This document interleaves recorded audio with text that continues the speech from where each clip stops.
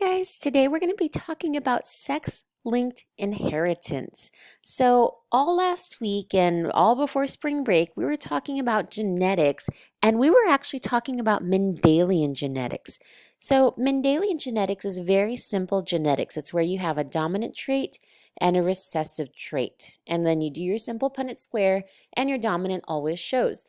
So this week we're going to go over some non-Mendelian genetics. So non-Mendelian genetics doesn't work like that. It's not a simple dominant recessive.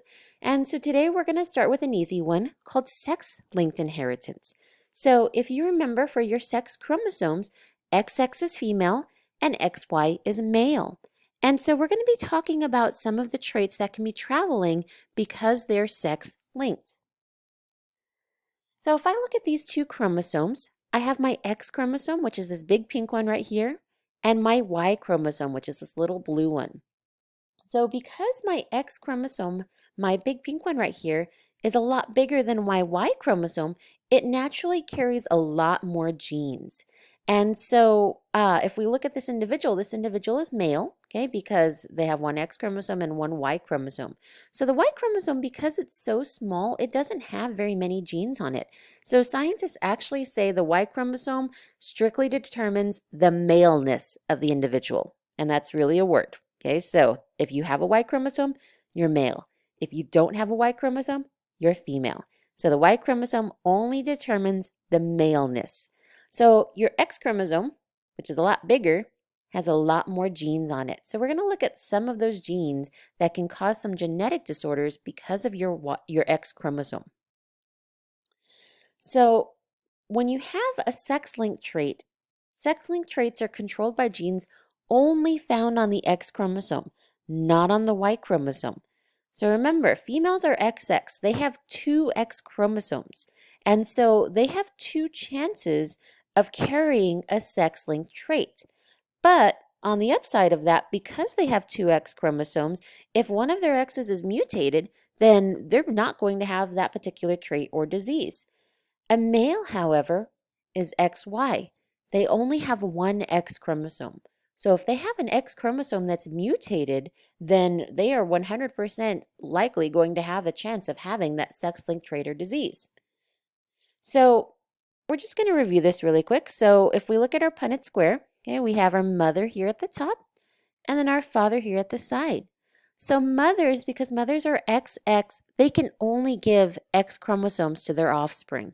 So she's going to give an X no matter if she has a girl or if she has a boy. The father, though, is who determines the sex of the baby. If he gives an X chromosome in his sperm, then he's going to have a girl. If he gives a Y chromosome in his sperm, he's going to have a boy. And so if you have a son, you could see right here, the son only has one X chromosome. He had to get that X chromosome from his mother. So if his mother has a mutated X chromosome, then she's likely to give it on to her son. So males, we say, receive their sex-linked traits from their mother because that's where they get their X chromosome from.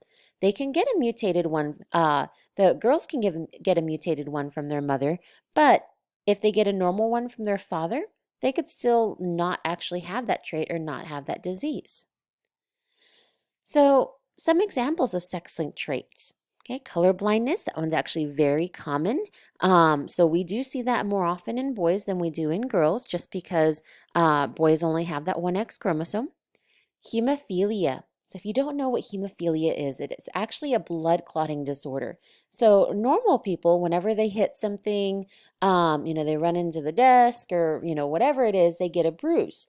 And so if you look at a bruise underneath the skin, it's actually a bunch of clotted blood vessels. So broken blood vessels, broken capillaries, and blood clots. And so it's just a way to help prevent bleeding from happening underneath the skin. So if you have hemophilia, you don't actually have that. Your blood doesn't clot. And so depending on how severe that hemophilia is, it could actually be deadly.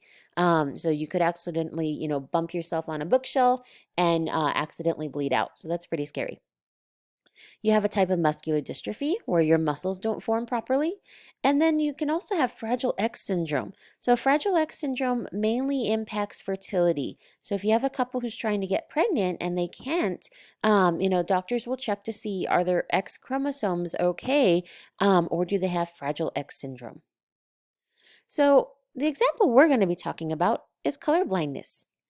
So, color blindness is a condition that affects a person's perception of colors, and you can have a huge variety of color blindness. So, you could have mild, where you just can't see certain shades, or you could have complete color blindness, where everything looks black and white.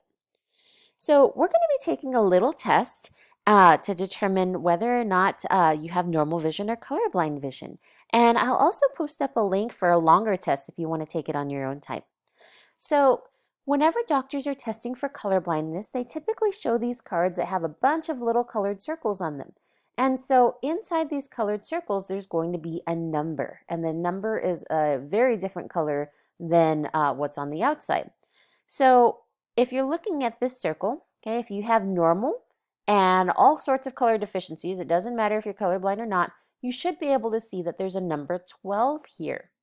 So this is how they usually start out the test. They're going to show an example. That way people know what to look for. So this second card, okay, so the second card's a little bit harder to read. For those of you that have normal vision, you should see that there's a number 8 here. Anybody who has red-green color blindness won't be able to see that number 8. They will be able to see a number 3. And if you have total color blindness, you're not going to see anything at all. It's going to look like a bunch of dots. Okay, here's our third card. So a normal vision person would be able to read the number 5 in this. It's hard to see, but there's a number 5 here. If you have red-green color blindness, you won't see the number 5. Instead, you will see a number 3. And if you have total color blindness, you won't be able to see anything at all. It's going to be black and white. And so these are cards that scientists use or that doctors use in order to determine whether or not somebody experiences color blindness. So let's talk about really quickly how we're going to show color blindness and how it's inherited. So we're going to separate up our genotypes, okay, and then we have our phenotypes already listed here. So we have normal male and a male with color blindness. Okay, so I told you guys that males were XY. So we're going to go ahead and put our XY here. So if you notice, I have a letter right here with my X chromosome. So I have X big N Y. Okay, so normal vision is dominant. So X big N Y. So I always say sex travels on the X. Okay, so sex-linked traits travel on the X. Remember, your Y chromosome is little. It's not going to have the trait for color blindness. It doesn't have those genes on there. So your sex link travels on the X. Okay, so we're going to have X big N for normal vision. So if you have a male that's colorblind, color blindness is a recessive trait. So he's going to be X little n Y. So now let's look at our females. Okay, females aren't XY, they're XX. So if you have a normal female who's not a carrier is a fancy word for heterozygous. Okay, so she's not a carrier for color blindness, she's homozygous. Okay, so X big N represents normal vision, X little n represents color blindness. So what do you think she is going to be if she's homozygous for color blindness? Or for not color blindness, for normal vision, sorry. Okay, very good. X big N, X big N. So we also have a normal female who is a carrier for color blindness. She's heterozygous. So what do you think she's going to be? Good job. X big N, X little n. Okay, lastly, okay, it's rare, but you could have a female that does have color blindness. What do you think her genotype is going to be? X little n, X little n. Very good. So if you have this female that is colorblind, okay, and she has a son, remember, she's the one that gives her X chromosomes to her son, she will for sure have sons that are colorblind. Okay, over here, the female that is the carrier, she has a 50-50 chance of giving her son color blindness. And then the normal female cannot give color blindness at all. So let's work out a sample problem. Okay, so we have a genotype. Okay, so this is actually incorrect. I should have fixed this. I'm sorry. Okay, so this female, she's going to be a carrier. Okay, and then we have a male that has normal vision. So we're going to do a Punnett square. I'll go ahead and put the genotypes for the Punnett square so you can see the correct one. And we're going to calculate the chances of having a colorblind son, a colorblind daughter, a daughter who's a carrier, and a child who's not colorblind. So I have dad's genotype here at the side, and I have mom's genotype here at the top. So remember, mom was a carrier, so she's X big N, X little n. Dad has normal vision. He's X big N, Y. So I'm going to do the same thing I do for my normal Punnett squares. I'm going to bring these top letters down and these letters on the side over. So my X big N is my first child. Second child, what do you think it's going to be? Good job. X big N, X little n. My third child, X big N, Y. And my fourth child, X little n, Y. So again, 50-50 for boy or girl. So what are my chances of having a colorblind son? So remember, colorblindness is X little n. So if I look at my boys here, okay, I have a son that has a normal vision, X big N, Y. And I have one son that is colorblind, X little n, Y. So my chances of having a colorblind son are 25%, 1 out of 4. How about a colorblind daughter? Very good, 0%. Okay, so I don't have any daughters that are colorblind. Remember, my daughter right here, okay, so she's a carrier, okay, which is actually the answer to my next question. So she's a carrier, but she does not express the trait because she has one normal X chromosome. So 1 out of 4 of my children is a daughter who's a carrier. So this next one is tricky. Okay, what are my chances of having a child who's not colorblind? Okay, so who all have normal vision. Okay, 3 out of 4. Okay, my first daughter has normal vision.